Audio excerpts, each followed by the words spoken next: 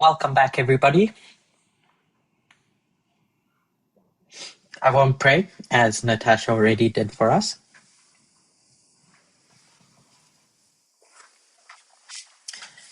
So before we start, some questions came up. So I just want to give the opportunity for anyone to ask questions to clarify some of the things we've already gone into.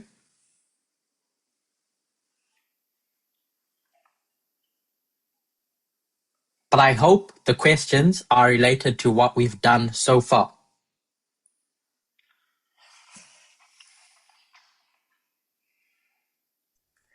Bonjour Curtis, c'est Muriel. So, good morning, Muriel. Curtis. Is Muriel speaking. J'ai juste une question pour, tu l'as dit déjà, mais est-ce que tu pourras revenir dessus? So, it's a question. I guess you already done it, but I would like you to come back to this question. Nous disons que la femme est une entité avec une idéologie. Alors, we are saying that the woman is an entity with an ideology. Est-ce que tu peux redéfinir ou poser ce que c'est que cette entité et cette idéologie en 1620? Alors, are you able to redefine or establish what is this entity in 1620? Cette entité et cette idéologie. This entity and this ideology. De la bonne femme, Muriel, of the good woman. En 1620, oui, c'était la bonne femme. So in 1620, it was a good woman. So if we think about all those people living in Europe, Alors,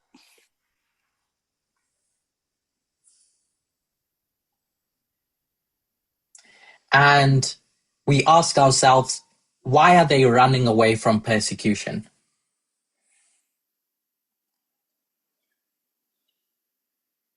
I gave 3 different types of people.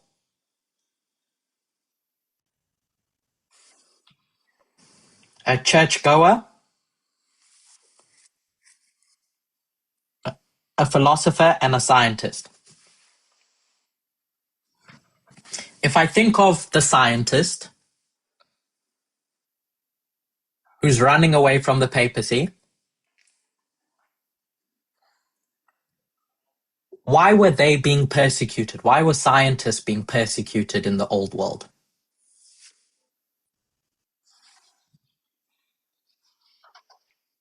Because I'll give one scientist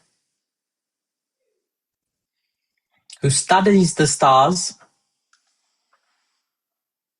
and realizes that the Earth is not the center of the universe. That the reality is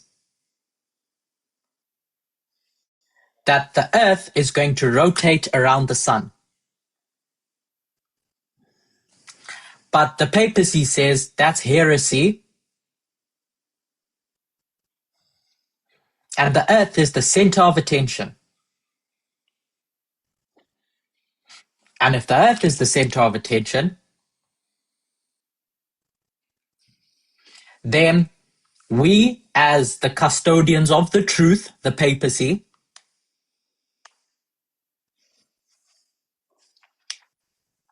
need to kill you scientists who are preaching heresy.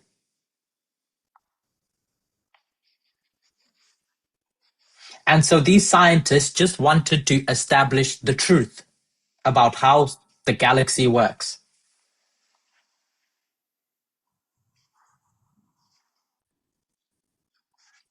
For the benefit of humanity in their understanding of things.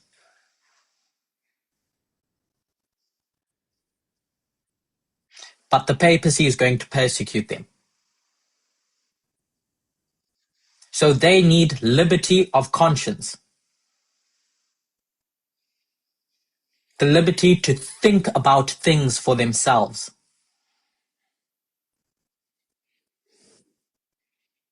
And so they run away to the earth.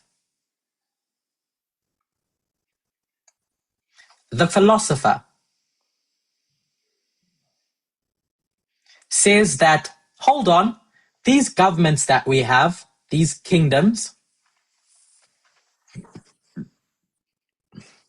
the people that are sitting on those thrones, who put them there? And the papacy says, God. Me, as the voice of God, decides who's going to sit on the throne. And it should go from them to their children to their children's children.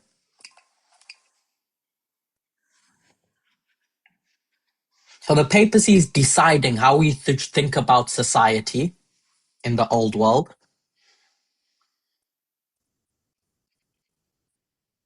And these philosophers, your Thomas Paines, and all those French philosophers, push back at these thoughts, these ideas that the papacy has about who should rule.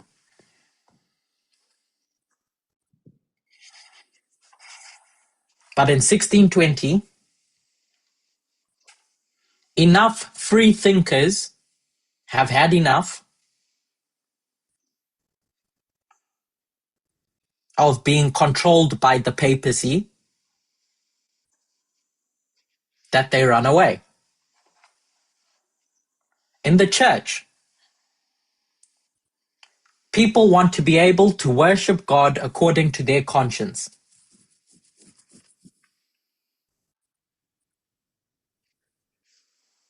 And so they run away.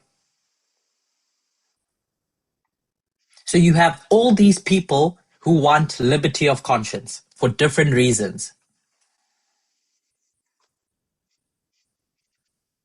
And they end up finding safety in the earth. So this group of people starts to grow who all just want liberty of conscience, who want a system where the person that's going to control that system is not going to abuse their power to serve their own ideas. They want a system where the person who sits on that system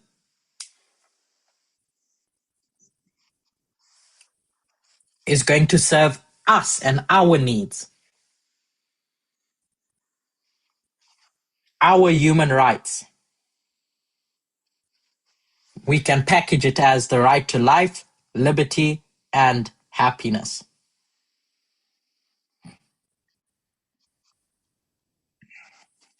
So the idea that this good woman has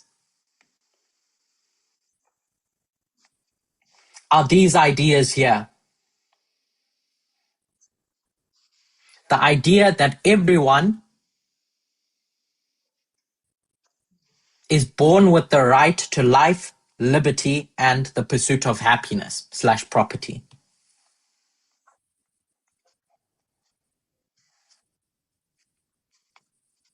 That's their ideology. To protect people so that people can flourish. I hope, does that answer you, Muriel? Mm. Mm. Très bien, merci. Mm.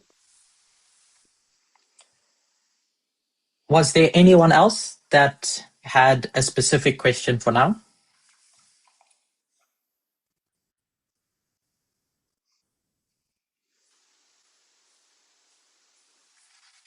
If that's the case, what I want to do in our second study together is try to identify how we get from 1798 to the Sunday Law.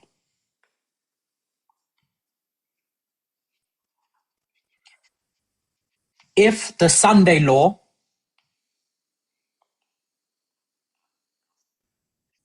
is about a bad woman entering into the glorious land. So I've taken us to the beginning of that story, where we have the sixth kingdom that's created with all these restraints.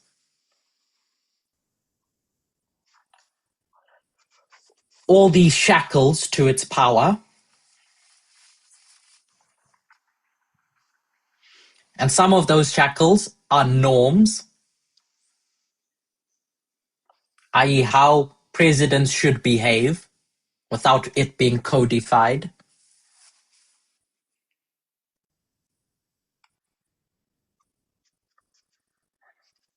And some of those restraints are specific institutions. For example, in the executive branch,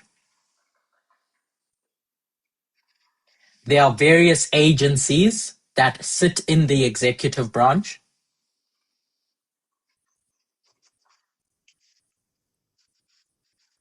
that were created to be independent from the president, such as the Environmental Protection Agency, which was created to protect the environment, and by doing that, the people.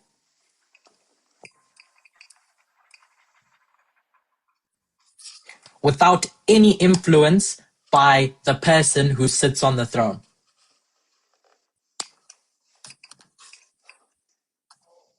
Those are just some examples.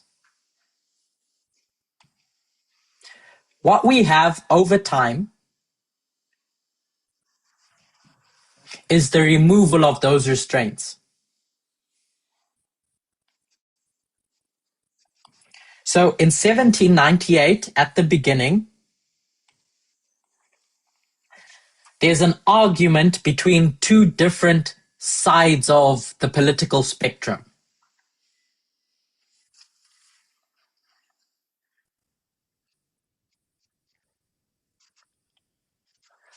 And that argument is, how much power should the president have access to?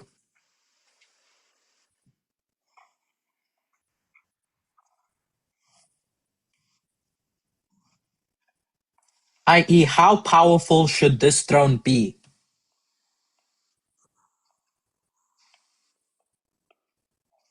The presidency. And after those arguments by your monarchists, like Hamilton,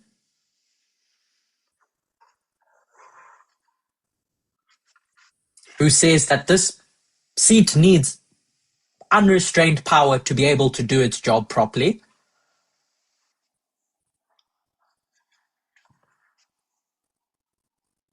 and your libertarians, like Jefferson,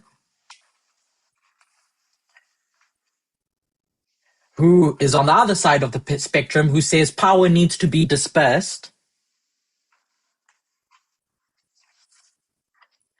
they end up with a system somewhere in the middle.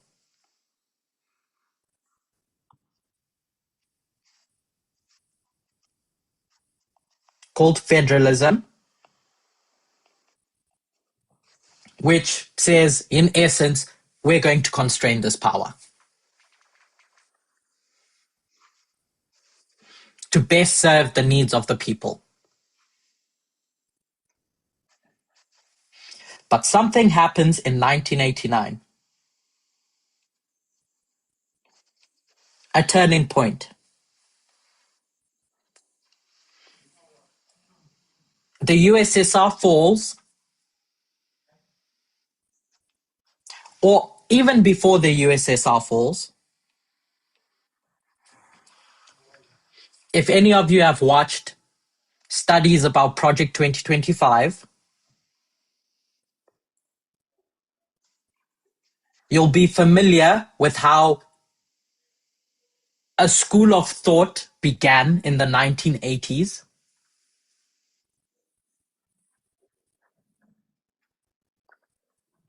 Maybe you've heard of the Federalist Society, who start planning,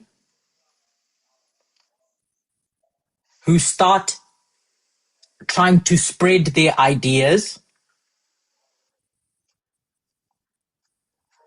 about the fact that this throne that was created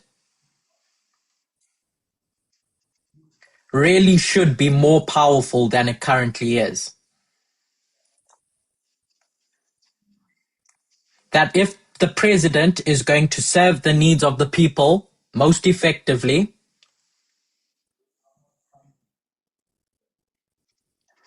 then this president can't be restrained. They need access to full power to do a full good job.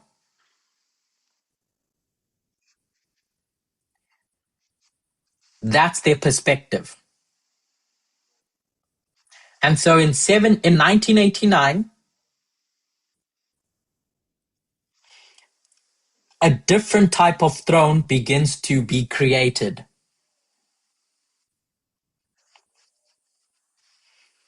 As time goes on, different things happen in the world. So 9/11 takes place. You have this devastating attack in the USA. And what happens to the presidency? Anyone? What do they do to the presidency to try and resolve the problem they're in?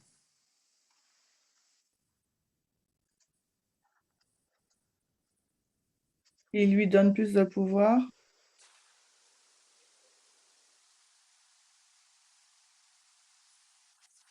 They gave him more power. So the Patriot Act is passed.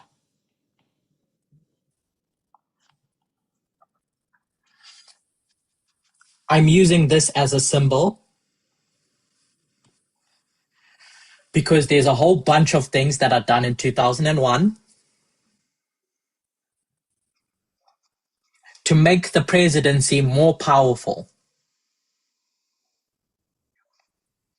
So by making the presidency more powerful and removing those restraints, this sixth kingdom starts to look a bit different than how it was originally created.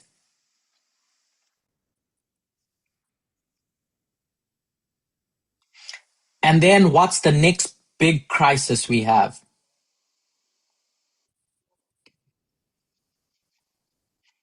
What I want to show with what happened in 2001 is that those restraints were created or removed with the intention of serving the people. Because those founders recognized that in emergencies, in crises, there's no time to be dealing with all that friction, so the president needs lots of power.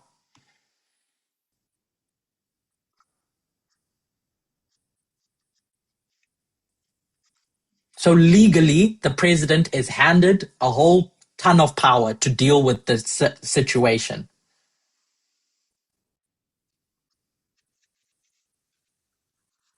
What ends up happening, however, is that power is meant to be restrained again once the crisis is over.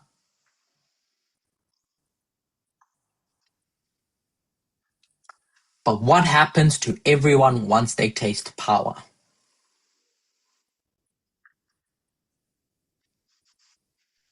So in this case, this thing, the throne, once it's tasted power, what happens? Ben, ils veulent plus de pouvoir.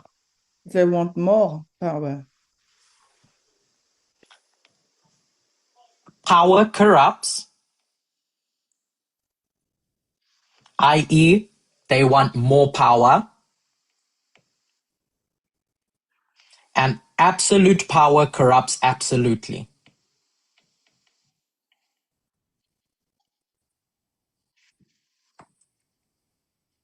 It's very difficult to give back power once you have it.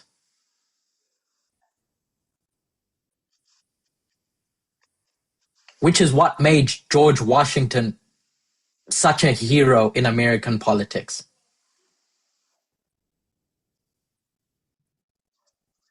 But the Sixth Kingdom tastes all this power it gets in 2001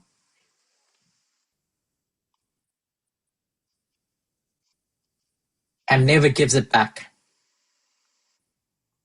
What's the next crisis that we have? Big one.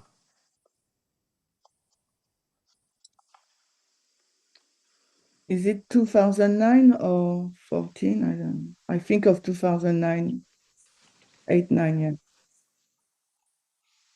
It's 2008/9. You have that big financial crisis, and then you have Obama stand up.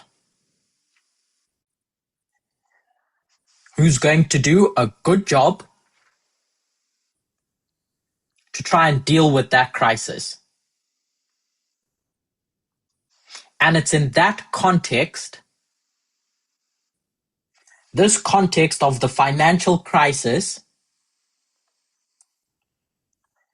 that you have people like Bernie Sanders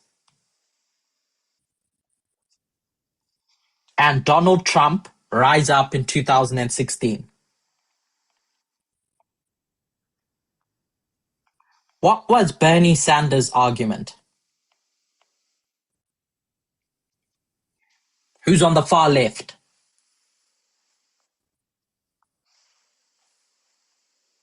Why did he, what was his political stance?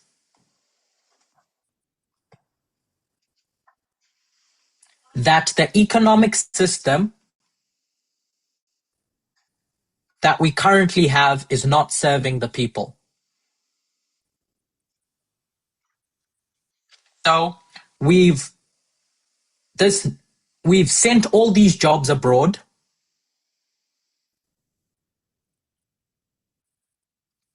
And so, yay for globalism, but the people are struggling.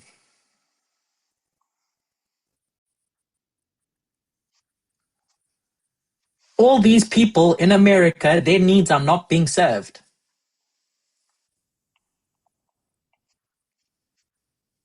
Which is the exact same platform that Trump stands on in his first term.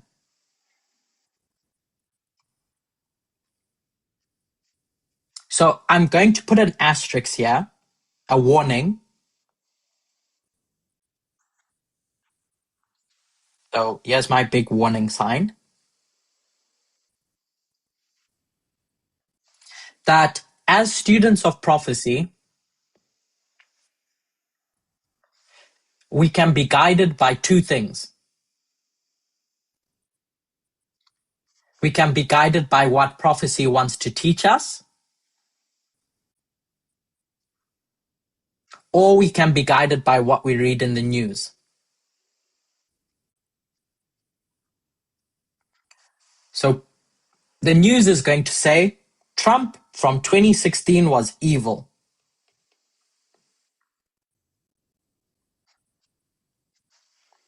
Daniel 11, verse 1 and 2 is going to say what? What's that study about in Daniel 11, verse 1 and 2?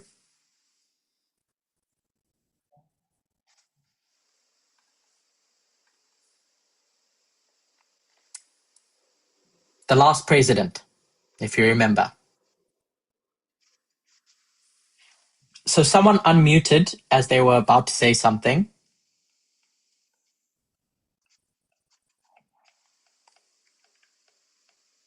So I want to ask them a question. In that story of the last president, you end up with Xerxes as the king of which kingdom? De la Perse. Medo-Perse. Medo-Persia. And Medo-Persia, as this two-horned kingdom, we said represented which of the 7 kingdoms? The 6th. In application. So that study of the last president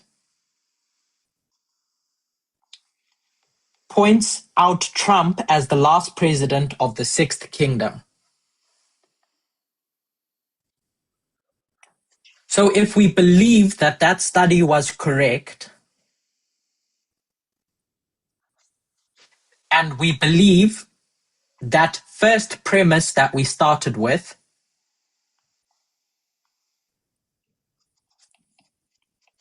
that the 6th kingdom never becomes a beast, i.e. it never has a bad woman ride it. If this is true, and this is true, then the question is, here in 2016, it's not whether Trump was a bad woman or a good woman, because prophecies told us that he was a good woman. It's how do we reconcile what we see with prophecy, not the other way around.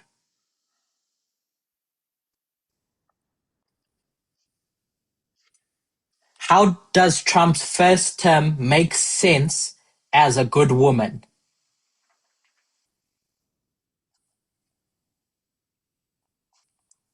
Instead of looking at things that we determine are bad and redefining prophecy.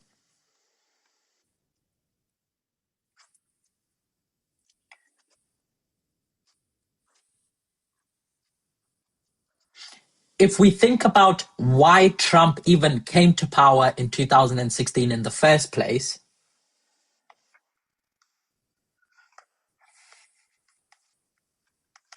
I think that demonstrates why he's a good woman in that context, in this specific context.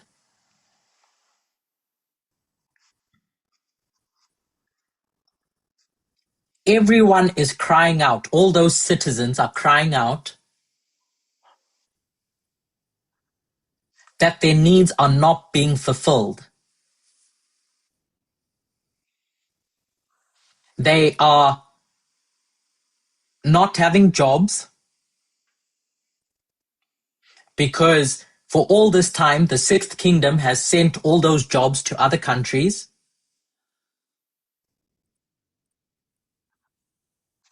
And so someone stands up, Donald Trump, who says, I'm going to fix it for you. I'm going to go about resolving this problem in my way. We may disagree with the tactics, but that's the reason why he rises to power in his first term. It's to serve the people.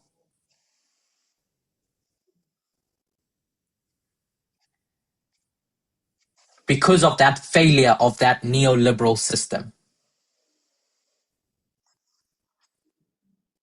What's the next crisis we have? It's COVID.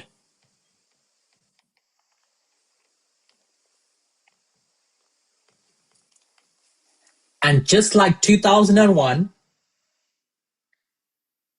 to deal with that crisis, the presidency needs more power. And that's exactly what Trump does. Remove some of those restraints to deal with the crisis. This whole term is spent removing restraints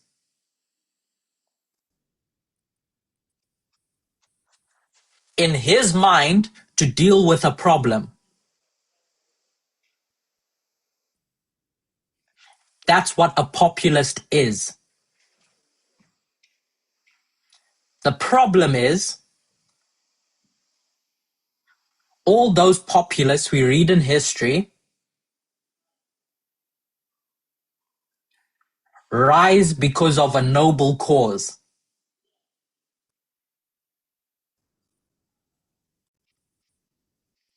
So when we talk about this sixth kingdom removing its restraints as time goes on,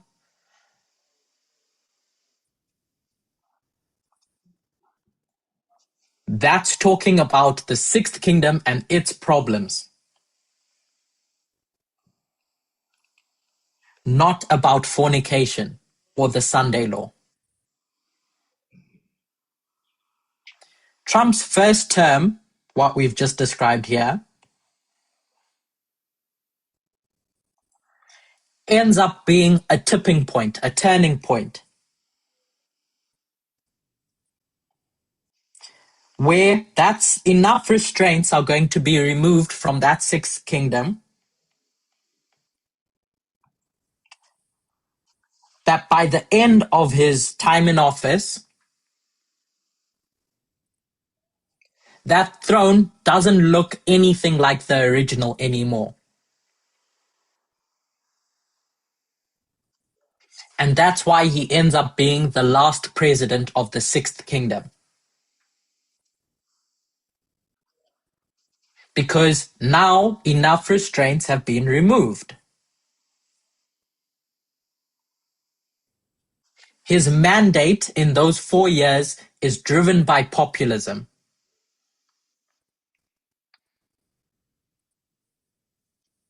The forgotten men and women of society need help. So whether you agree with his methods or not, the driving energy behind those 4 years in office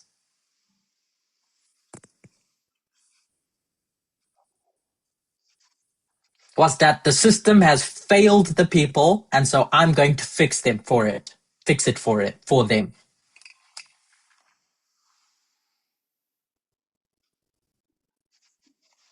The underlying purpose and popular mandate was the people need to be served. And as just looking back at 2016 to 2021, you can see that he worked within the system.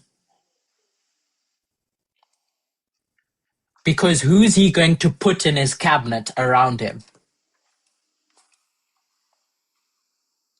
All those establishment Republicans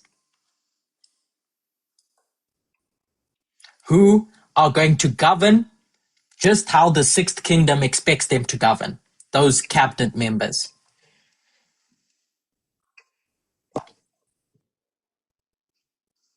That's who he appoints.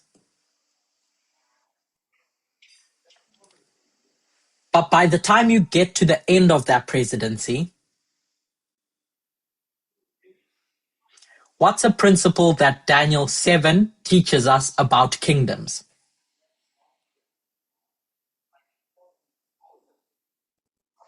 Is that when they fall, they don't just stop existing.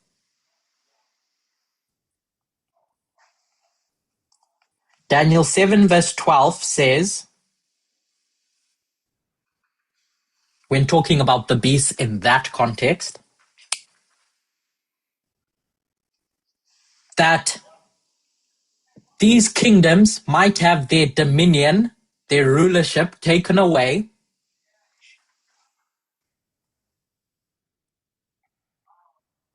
but their lives are prolonged for another period of time. So this turning point at the end of Trump's first term, the last president of the Sixth Kingdom, demonstrate that you have a different kingdom in charge from this point onwards.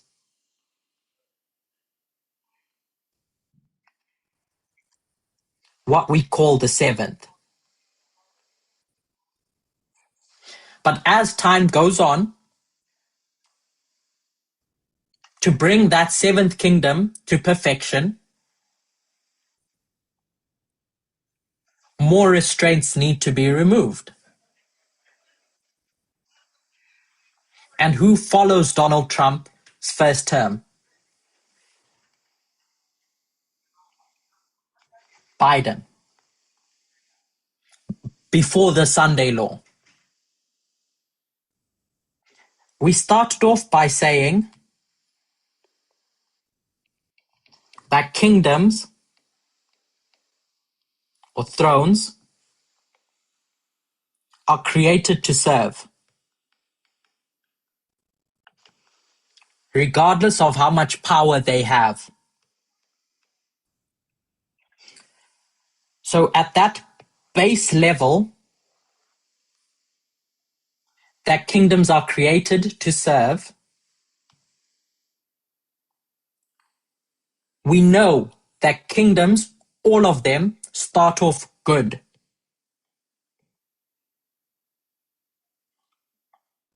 And what makes them bad is whether they decide to listen to the flirting woman or not.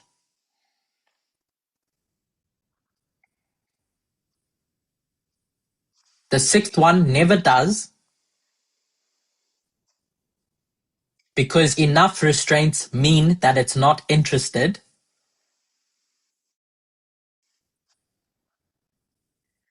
But now you have an unrestrained throne, number 7. Let me not say unrestrained, less restrained. That now it's vulnerable. So the first time it has someone riding it, the 7th throne,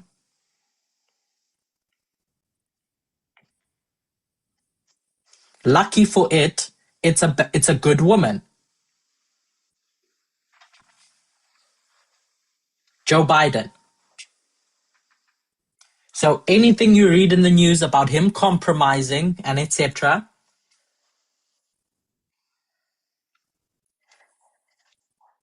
at least from the structure that prophecy gives us, we can see that he's a good woman.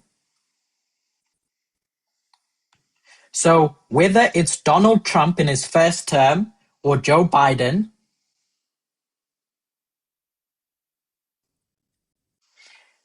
the thing that defines whether they are good or bad is the fact that they were in service of the people. And it may not have looked like a perfect work or an ideal work, either of these, Trump or Biden, but that's not the definition of a bad woman or a good woman. It's just whether they are doing that work. And some presidents will rise up and do that work better than others. #Obama.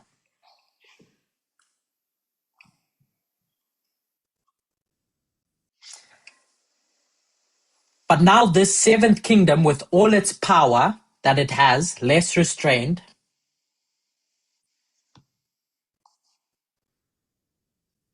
is vulnerable to who? It's vulnerable to bad women that are going to start trying to flirt with it. And that's the story of the Sunday law. That come the Sunday law, this throne is now going to look attractive to that bad woman that now it's going to start listening. When that bad woman starts flirting. What we can see about Trump and where he began in 2016 and what ends up happening in 2021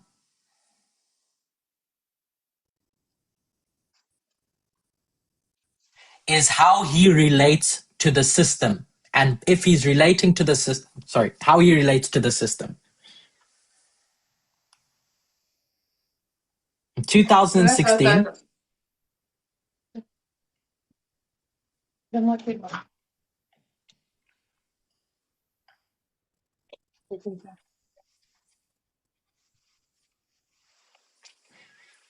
2016 and forward, he works with the system. And that's the story of 2016 onwards.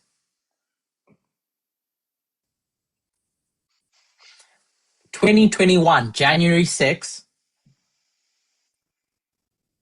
now you have a different Trump. It's no longer that Trump you saw in the 4 years prior. You have that person who doesn't want to let go of power. And now he wants that power to serve himself. And so now you have a bad woman who's going to go and wait and bide their time until they can get that throne back. Let me not say get that throne back. Who can get a throne?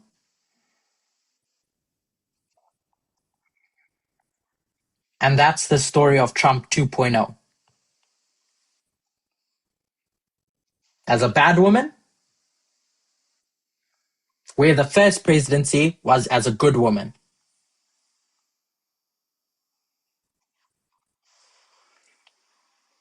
I'll stop there because I know a lot of questions came up about this theme. So I'll stop for questions before we move on.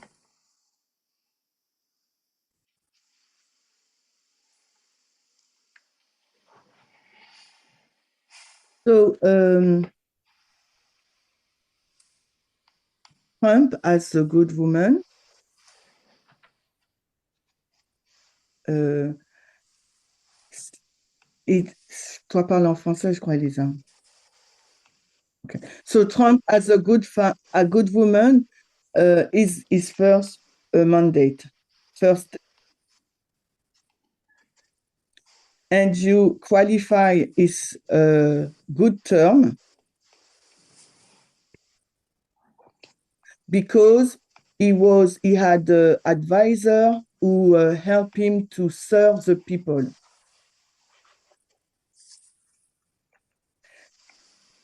And I guess that you will say he respects the institution in place. So if I follow you, my question is, we should not look upon his action during his first term, but we should focus on how if he serve the people when he was sitting upon this throne. It's not necessarily that we don't look at his action. Is what are we going to use to interpret his action? How are we going to understand his action? Either we can look at his actions through the framework of our biased morality,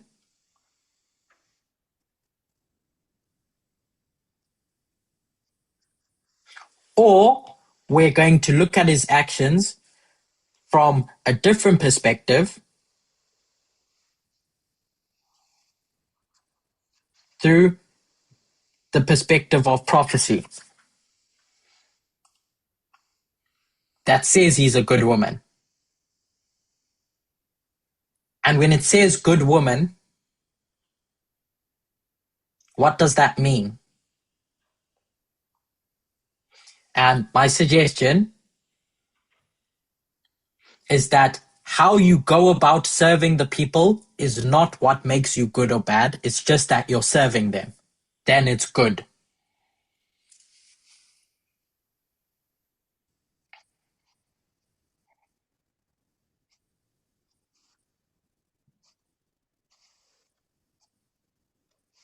I just want to remind us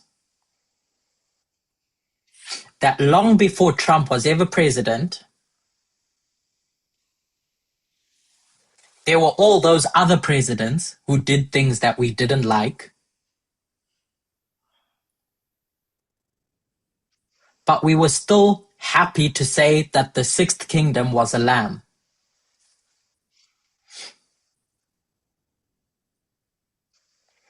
So when we come to Trump, we have to do the same thing. Interpret it through the lens of prophecy.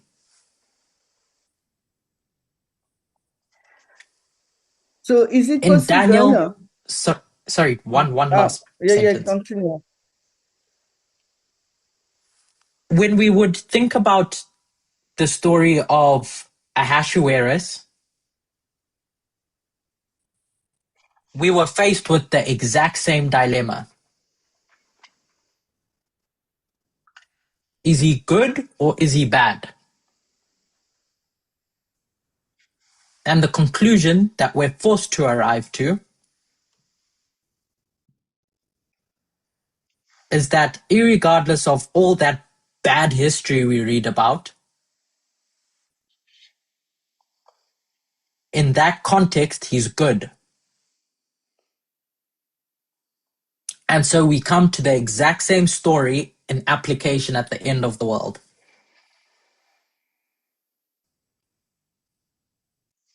Is what does good and bad mean in a prophecy, not in our morality?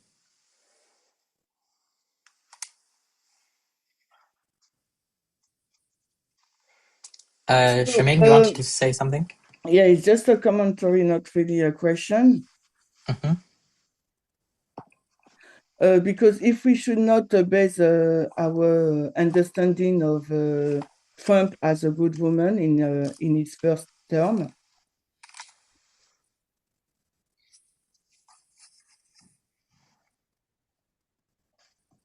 I don't. I have some difficulty to see the good thing he did in a prophetic way. So the only thing I can see now is that he has been restrained. And because he has been restrained, he has the title of good woman. You explain it in an economical way when you explain when you explain Trump as a good woman and that he has some good advisor? I suspect that this is what we think, all of us, that Republicans are evil and Democrats are good because of their policies. But as I've suggested for 2 years, that these are just political parties that can rise up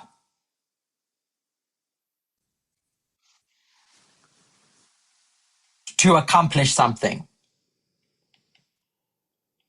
All that differs between them is different visions of how to achieve this goal.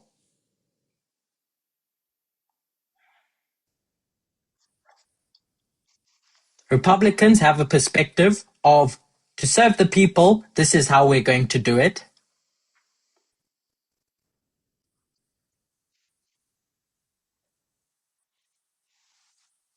And Democrats have a perspective of, this is how we're going to do it.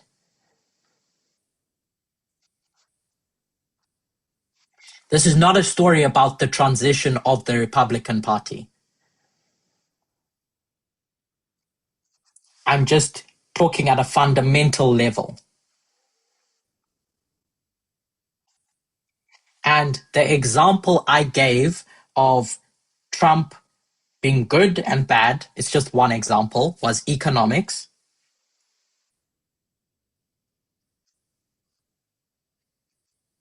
And another example was, which type of people does he surround himself with?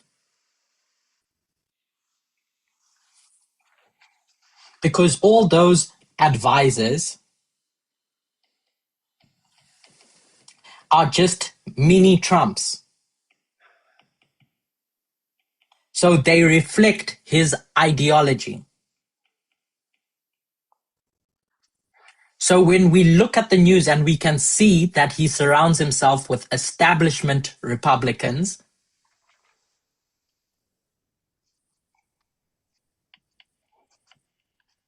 and if we accept that the establishment is good, whether it's Democrats or Republicans, it's the system, it's the establishment,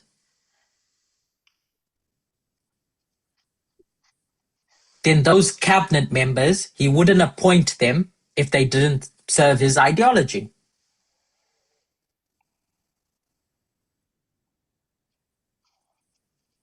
But what's the obvious thing that we can see in his second time in office? Gabriel, tu es prêt? I can see the hand. I'm coming there. What's the thing that we can see in his second time in office? All those cabinet members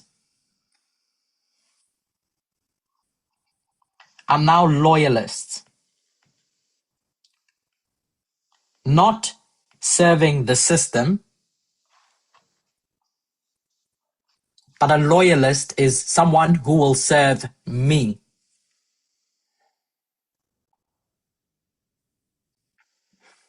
Sophie, you've got your hand up. Oui, oui. Alors, moi, je voulais revenir sur l'acquisition de plus de pouvoir dans l'histoire 1. So I would like to go back to the first story number 1, when he gets the power. Plus de pouvoir, ouais. Get more power, when he gets more power. Donc, ma question n'est plus si c'est négatif, My question is not about if it is negative or not, mais c'était par rapport aux étapes que tu avais citées. but it was my question is based about the step you said. Et je vais prendre par exemple 2020, le Covid. So, and I will take the example of 2020 COVID. Et je voudrais que tu puisses me rappeler, peut-être parce que là, je vois pas, est-ce que ce sont des lois qui ont été mises en place, qui ont augmenté le pouvoir du président? So, is it? I would like you to remind me because I don't remind this for now. Is it a law that law has been published to increase president power? At a basic level, yes. So if we look at everything that happened during the pandemic, to deal with the pandemic, the president had to issue certain executive orders to deal with it. So it says, here's a crisis. I'm not going to go through Congress. I'm just going to pass this law as within my right as president. And so what we see during those 4 years is the use of executive orders in a way that was never intended by the founders.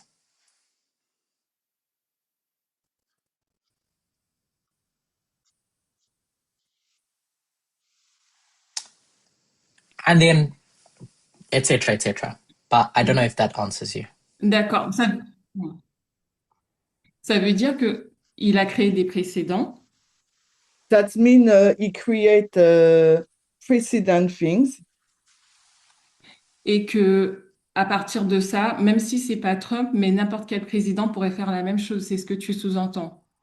So from these things, not only Trump, but anybody who is president can use this new system, new situation, and do whatever he want. Est-ce que c'est... voilà. So, okay. Ok. So when we think about power, I said at the beginning that power is not in itself bad. It's what agenda are you going to use that power to serve?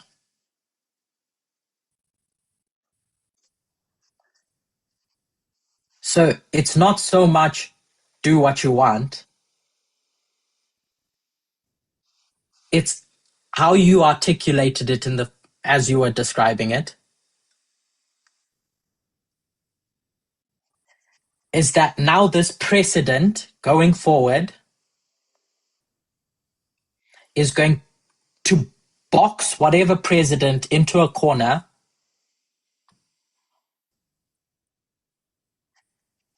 into believing that the only way to get my agenda is by following this precedent.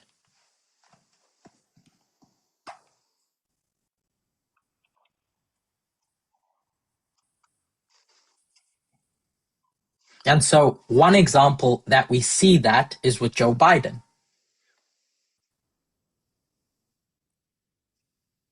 And why Trump mocks him as being a pin.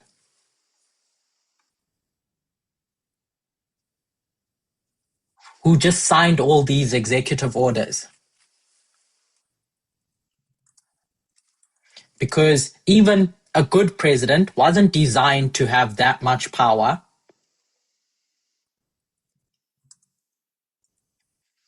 But his auto pen, as Trump calls it, auto pen Joe,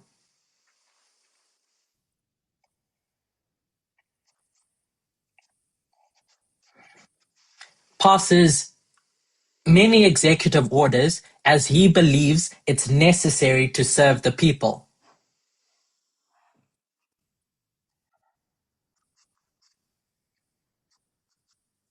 But using that power to serve the people isn't the thing that makes him a bad woman or a good woman. Oh, bad woman, sorry.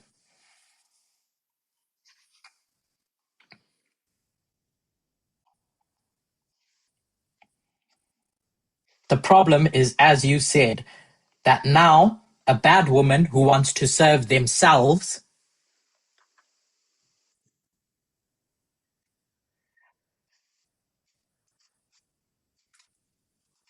The problem is that now a bad woman who wants to serve themselves and not the people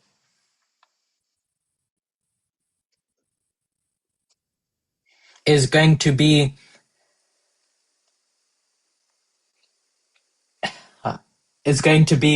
romanticized by that power.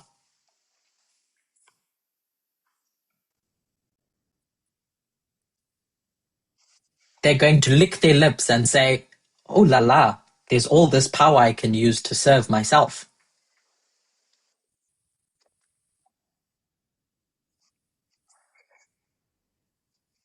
Which is why I'm trying to distinguish between everything that happens pre the Sunday law and post the Sunday law. And just to, I guess, demonstrate the implications of what would happen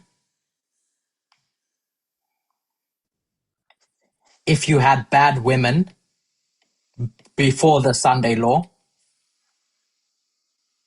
is that this waymark would mean nothing. Because this waymark is specifically about a bad woman flirting and converting a throne.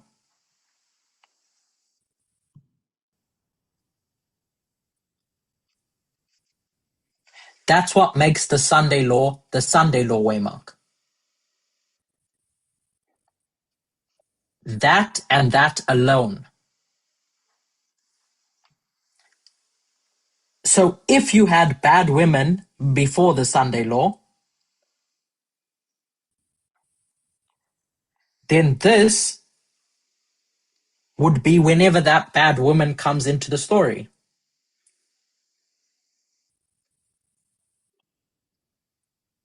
So just from the structure,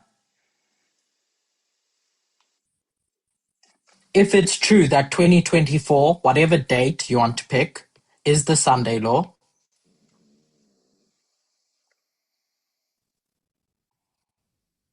then we're forced to see that everything before that was good.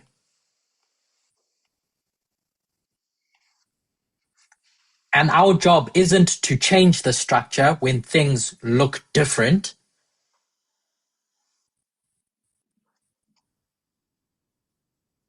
Our job is to find interpretations that make the structure make sense.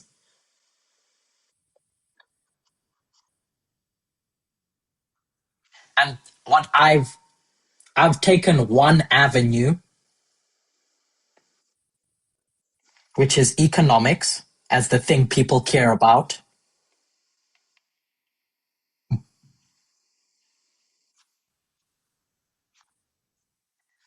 To explain populists like Bernie Sanders or Donald Trump.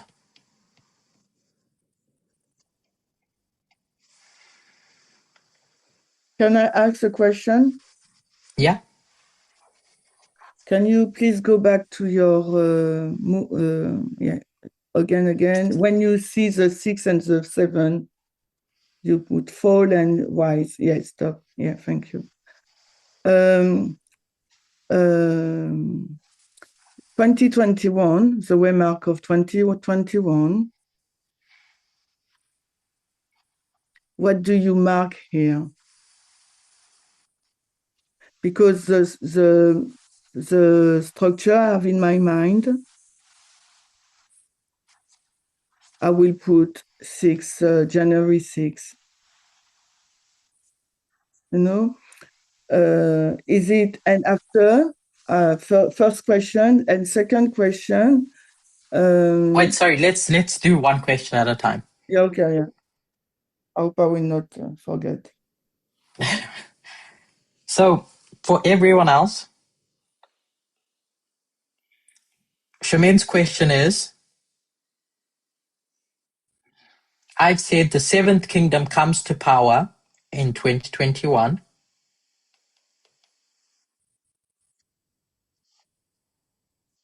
before that, it was being constructed, the construction of the seventh. And this is when the sixth loses its dominion. So she's asking, what is the point in time that marks this transition?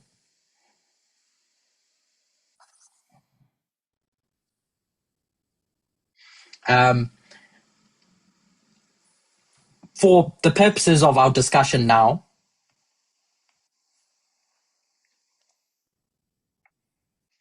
we can point to January 6th. Sure.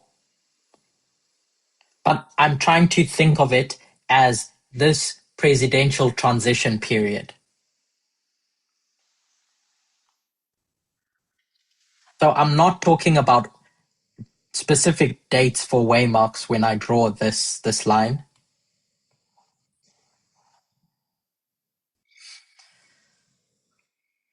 I'm just looking at things conceptually. So this 2021 is that transition period.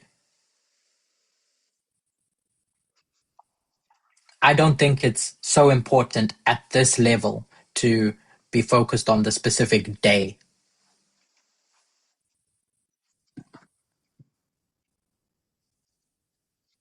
To So make this specific point. This is my second question, yeah.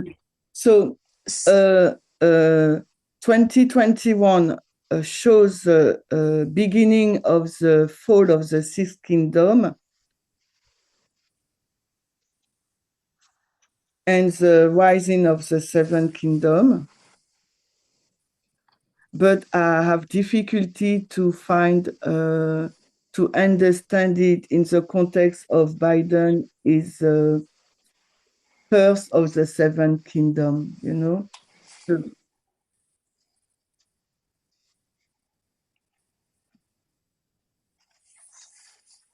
So if you can maybe re-explain for me, will help. Thank you. So at a simple level, whatever you think about the goodness or badness of Trump,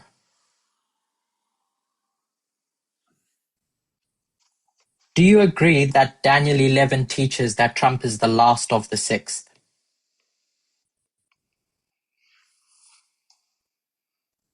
So I don't know this story of the last president, yeah, but yes, let's say yes. Okay. Remember it. So without explaining it for now, I guess, that's what that study is teaching. If you just take take my word for now. Yeah, but I don't remember the intricacies. That's why I mean. Sure, that's fine. So just by the logic of what last means, it means no more president of six going forward. So whatever president we see after that, after the last, must be the president of something else. And I've tried to demonstrate that the thing that the next president after Trump is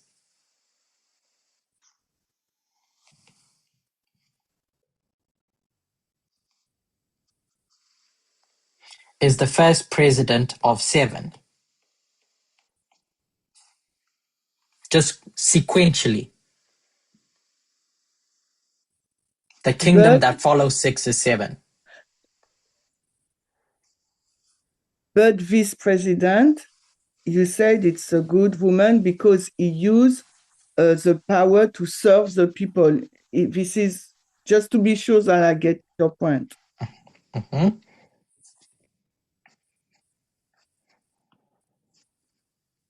So this woman we have here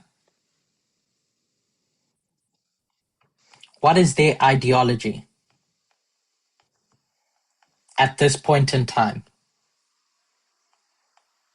I'm going to suggest it's service. Serve the people.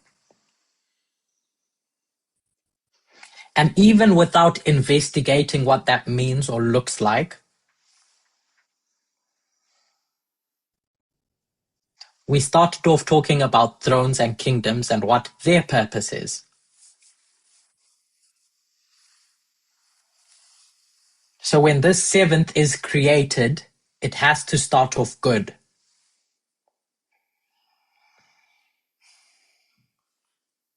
Until it commits fornication. And whenever a kingdom commits fornication and becomes bad, we say that's a major waymark.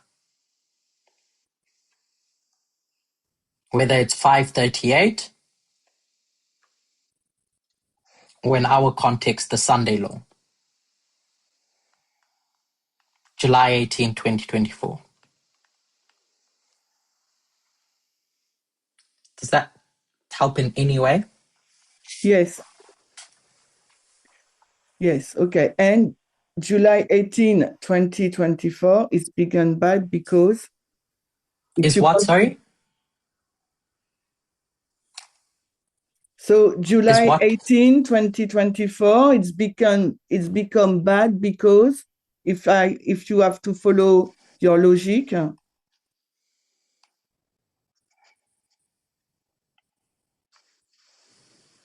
What would you say?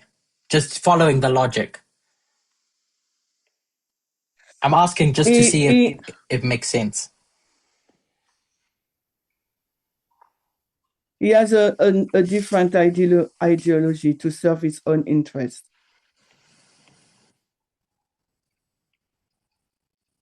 So here you have a throne, the seventh kingdom,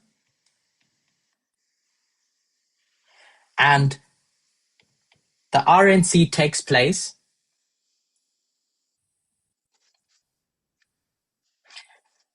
And what's that study about adultery and fornication all about? In Matthew 5, verse 28. The thoughts, desire in the thoughts. So this throne is now going to start lusting after something it should never desire for.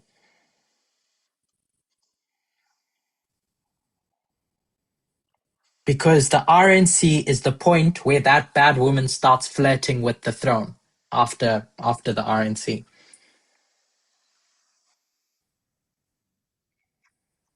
So seeing the seventh kingdom as good is what establishes this as the Sunday Law. Because if it was bad already, then this has no significance. It makes no sense. And Biden being in office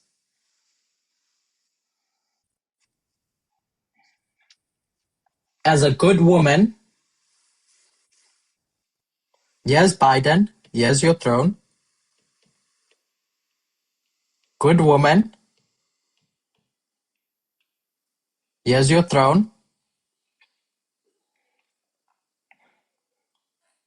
While he's in office, married to that throne, in 2024, in the middle of the year, that throne starts licking their lips at someone else. That bad woman.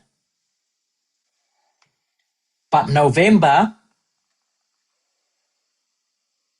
is not that story of adultery taking place. Just following through from the logic that we spoke about, Shemaine. Because this story here is now the people deciding what woman is going to sit on that throne.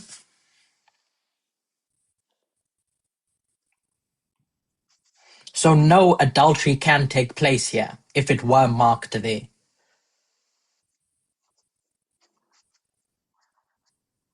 Because now that throne is up for grabs.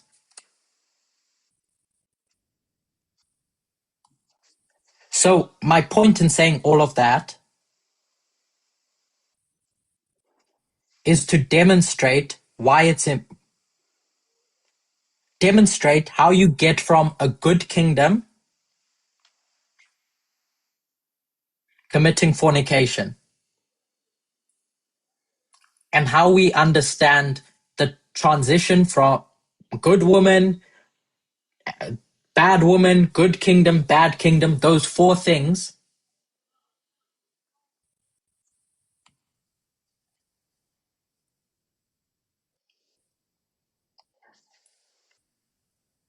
is going to shape where you mark the Sunday law.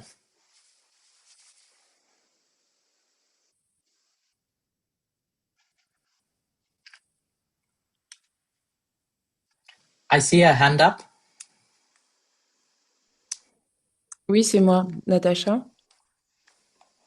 Par rapport à ton explication sur Biden, Regarding your explanation on Biden, si on peut revenir sur le schéma que tu as montré, if we can go back to the drawings that you showed. je crois que tu y étais. Non, c'est plus bas. I think it's down. Ouais, c'est en bas. Down, again. Go down. Stop, I think. Is it here, Natasha? Non, plus bas, un peu plus No, bas. go down again. Encore. Here. Voilà, ici. Yeah. En fait, moi, de la façon dont je comprends le dernier président, The way I understood the story, the study upon the last president comme étant Trump, as being Trump, c'est de la même façon que je le comprends comme Xerxès dans Daniel 11, verset 2. it's the same way that I understood it like Xerxes in Daniel 11:2. Ça ne veut pas dire qu'il n'y a pas eu d'autres rois après Xerxès, Doesn't mean that there is no other king after Xerxes, mais la prophétie voulait nous amener à un point. but prophecy wanted to show us a point. Et après, ça va directement au royaume de Javan. And then after we go to the kingdom of Greece. Pourtant, il y a eu au moins 9 rois après. But between we have 9 kings. Pour moi, Biden, je l'aurais continué à le mettre dans le 6e royaume. For me, Biden, I will continue to place it in to the 6th kingdom. Mais il était tellement affaibli et tellement faible. Comme tu l'as montré, toutes les garde-fous étaient tellement tombés. But he was so weak, and all the check and balance was fall down. Que la prophétie n'en parle même pas. That prophecy did not mention him. Et après, j'aurais fait partir Trump comme étant avec l'idéologie qu'il avait commencé à mettre en place. And then I will place Trump because of the ideology he put in place before. Comme étant le premier roi. As the first king. Premier président. Yeah, as the first president. Du 7e royaume. Of the 7th kingdom. Est-ce que tu vois ma pensée? Do you see my thoughts? So, when we talk about those kingdoms, 1 to 7, quand nous parlons de... are we talking about their existence? I'd suggest no. Their rise and fall is about their role as prophetic kingdoms.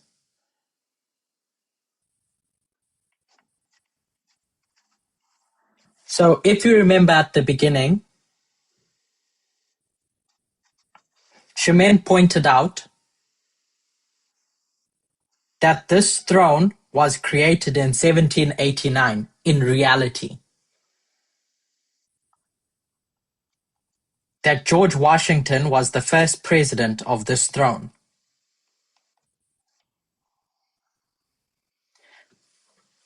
But do we mark the Sixth Kingdom in 1789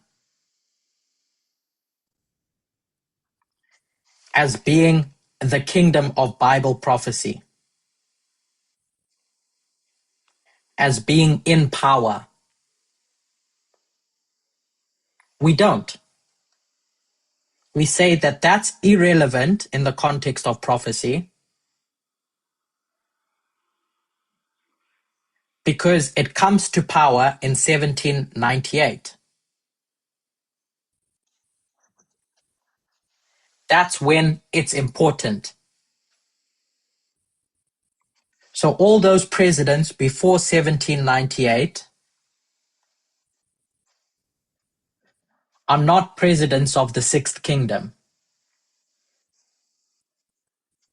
From 1798 onwards, Ellen White is going to say, and all those pioneers, that the Lamb is marked there and not anywhere before. Because before that, it wasn't the subject of prophecy as the Sixth Kingdom.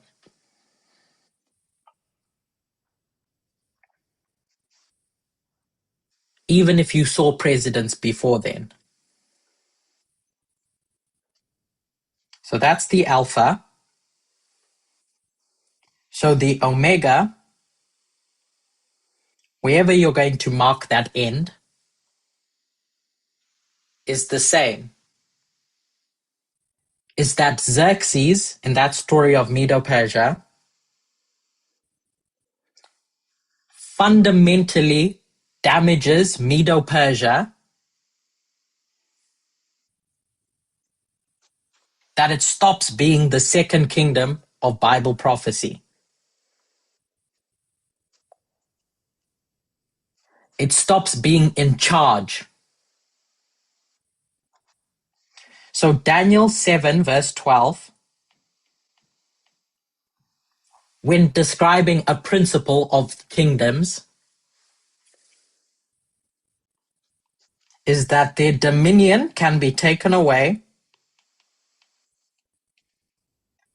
like what happened to Medo-Persia once Xerxes fell. Their rulership comes to an end, but their lives are prolonged. And so when their dominion is taken away, even though they still are living, it means a new kingdom has arrived. Oui, mais And quand so where we mark Greece as rising up,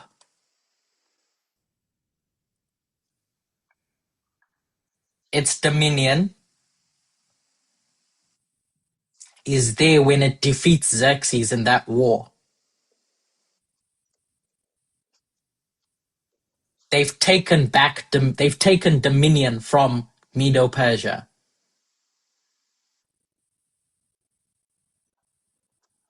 And so it takes years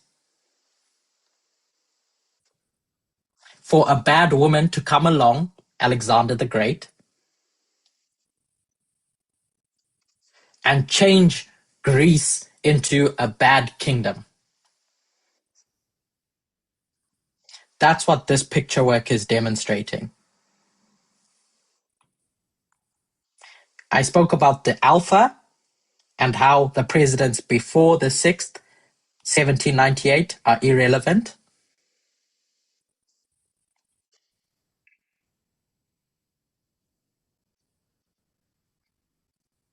And that irrelevance is because what we're marking is the dominion of the sixth.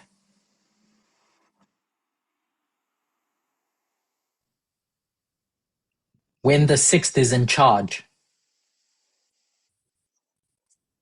So when it loses its dominion, another kingdom comes to dominion. And sequentially, that's number 7. If we start number 7 at the Sunday law,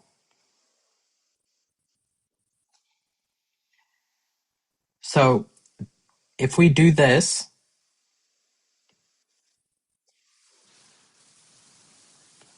we say 7, 6, then 7 is bad and is always bad when it's in charge.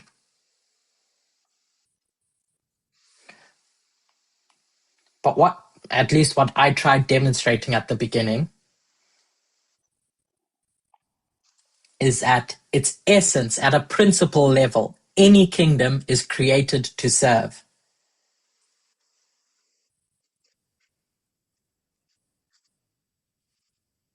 So it has to start off with as good, and then the journey will tell you about whether it becomes bad or not.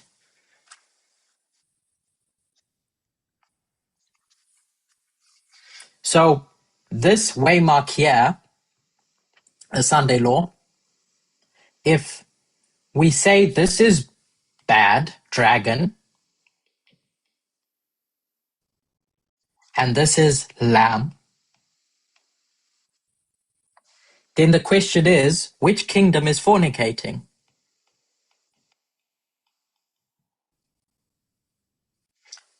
Which king commits fornication with the bad woman?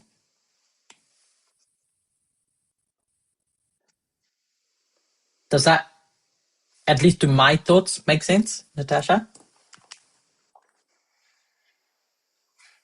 Oui, oui, je suis d'accord. Je te rejoins sur la compréhension que tu as expliquée. So yes, I agree, and I'm with you in the explanation you just gave. C'est juste sur le Pardon. C'est juste sur le dernier point, sur quel royaume commet la fornication, que j'aurais encore besoin de comprendre. So Ouais. it's on the last point you said, the question, which kingdom or which king commit fornication. I will need more explanation on this bit. Mais merci, je suis d'accord, je te rejoins sur l'explication que tu as donnée. But I'm agree with you on the explanation you just given. Thank you. So I asked this question at the end to try and demonstrate that if it's true that the sixth kingdom never commits fornication, we need to determine whether we believe that or not.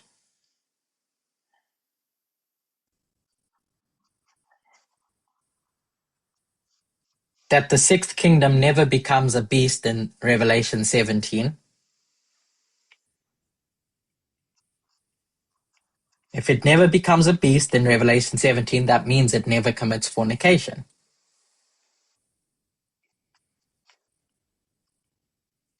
with the bad woman. So if that's true, then this story about fornication at the Sunday law can't be the sixth kingdom.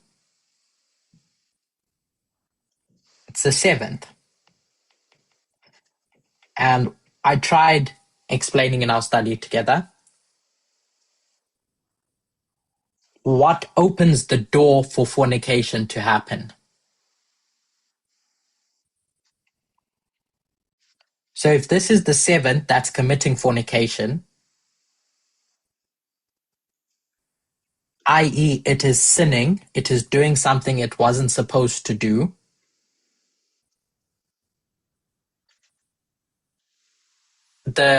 when you go into the Greek or the Hebrew, to sin means to turn direction.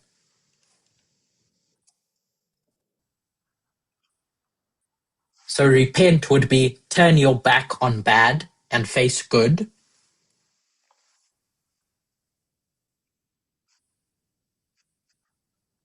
So sin has to be to turn your back on good and face bad.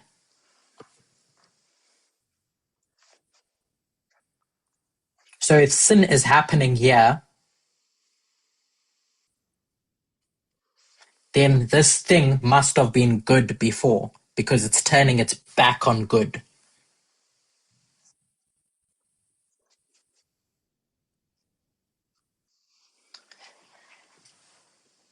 So we are fairly over time. But if I can take 5 minutes to summarize.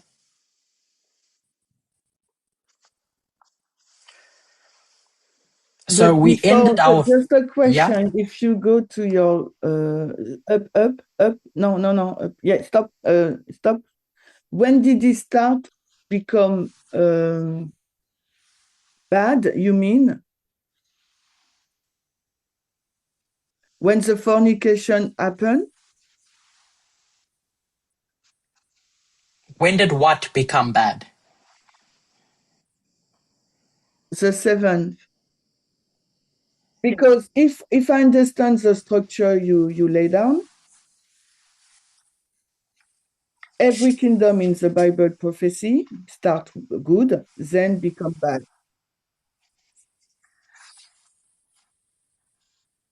So the sixth kingdom, if I understand your graphic,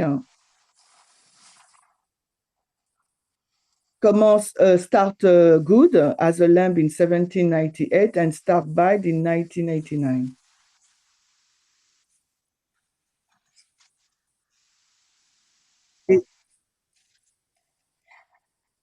This is the starting point for you. Yeah, become bad, yeah? Bad?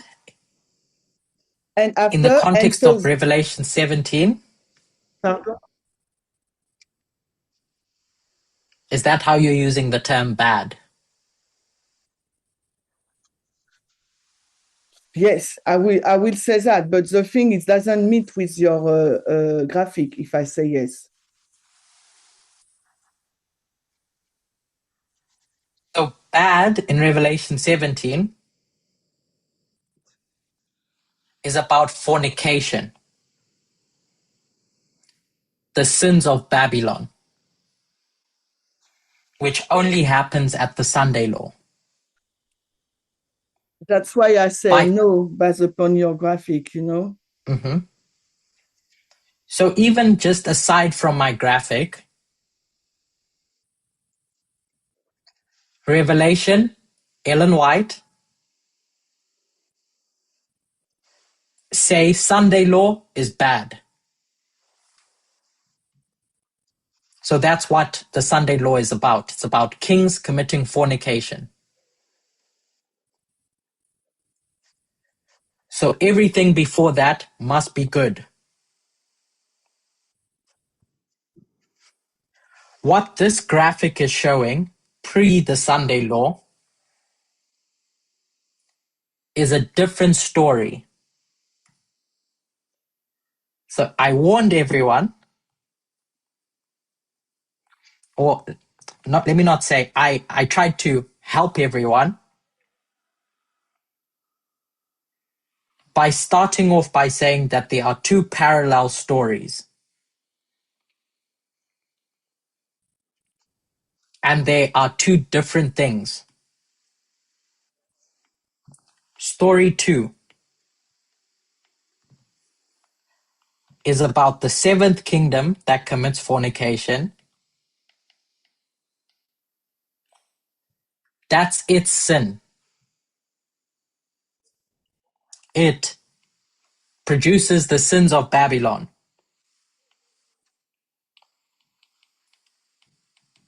Story 1, which we didn't get into, we described as saying this sixth kingdom over time is going to remove restraints.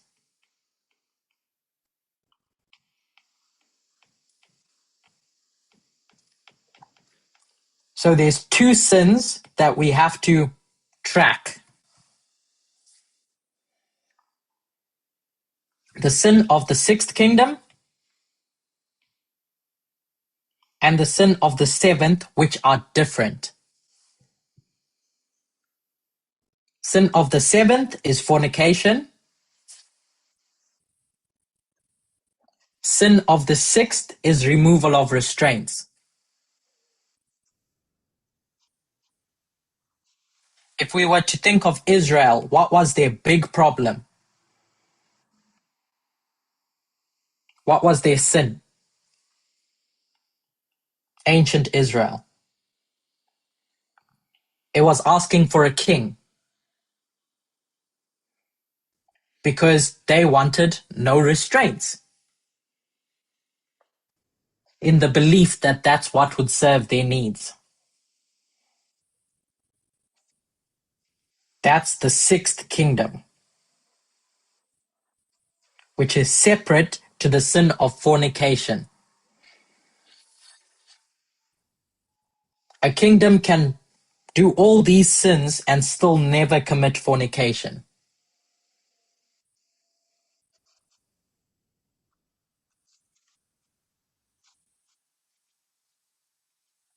So we have to hold these two thoughts separately. So this graphic over here is showing the sixth kingdom as it removes restraints from 1989 up until 2021.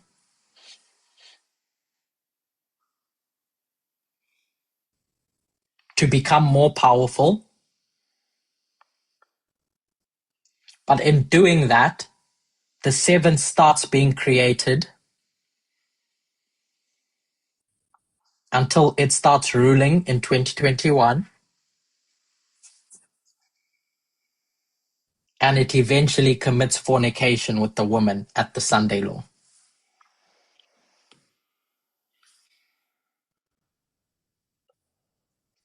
I hope So my that last clears question. that up. Yeah. My last question, in few words, because we get over time. What is a fornication in Sunday law with the woman and Trump? Trump and the throne?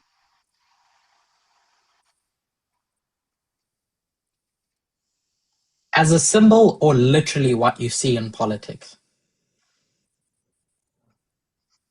You give me the choice. Can I say both?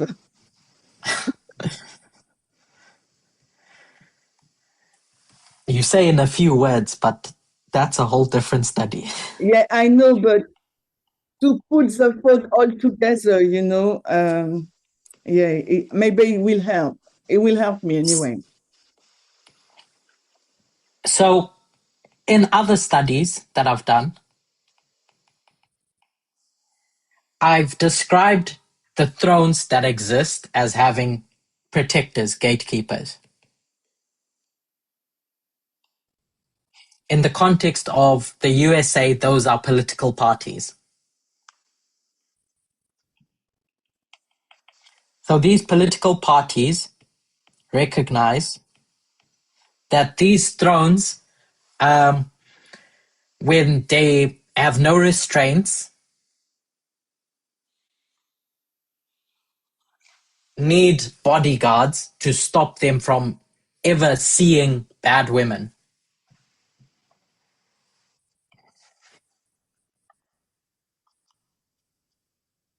Because those bad women can be really enticing.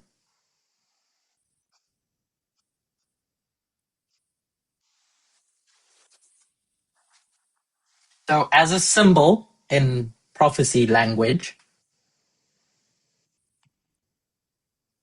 that throne starts entertaining the ideas of the bad woman from July 18 onwards.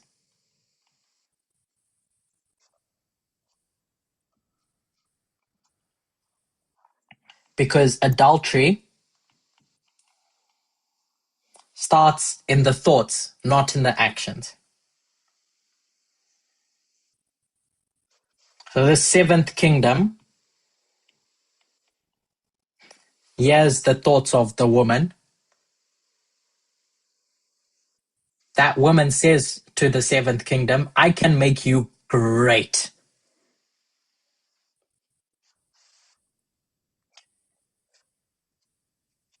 Beyond your wildest dreams. You still look a bit shackled up, but I can free you up.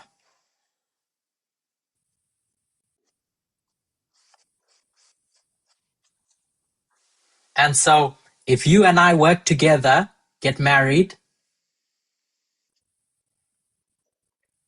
we can achieve great things. And so this throne listens to what this woman has to say in their flirtation. And they like it. And by the time they get into bed together and consummate, it's too late. Because they started entertaining the flirting from the woman way back in July.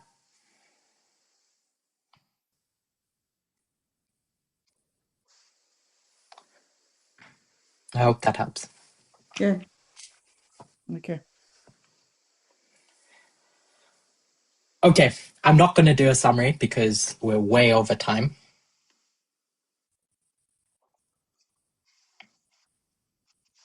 But as you review what I've suggested, I'm as open as I can be to receiving questions, and I will try to answer when I can.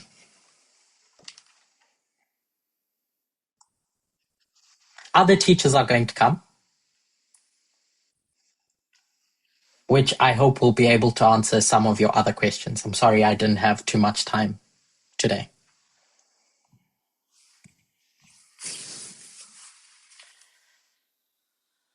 It's been a privilege to study with you again.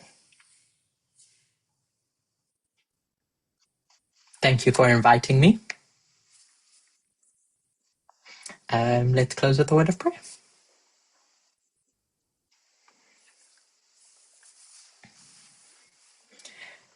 Dear God, thank you for the time that we've spent together this Sabbath. Thank you for the opportunity to learn together. I personally want to thank you that in the discussion that we've had, I've learned something.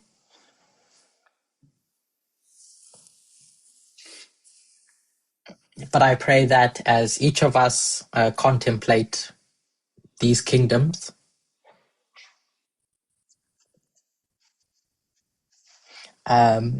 we may keep the great controversy at the back of our minds. And what you're trying to do with this movement. I praise you. Thank you for the Sabbath. Amen.